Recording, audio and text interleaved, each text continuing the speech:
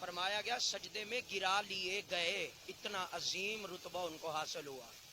تو وہ تھے تو حالت کفر میں، لیکن ان سے یہ جملہ نکلا تو ادب کے سبب ان کو نور ایمان حاصل ہو گیا۔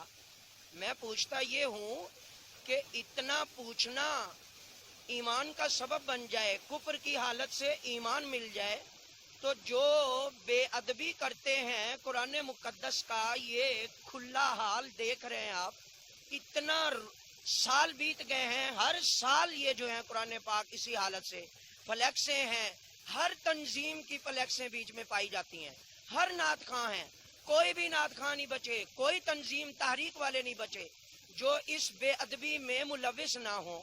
تو ہر سال آگاہ بھی کیا جاتا ہے اور بتایا بھی جاتا ہے، اور اگر رہبر اور پیر اور مشائخ نظام ہیں تو مجھے یہ بتائیں کہ اگر ان کو حالات کا ہی علم نہیں تو پھر رہبری کس چیز کی؟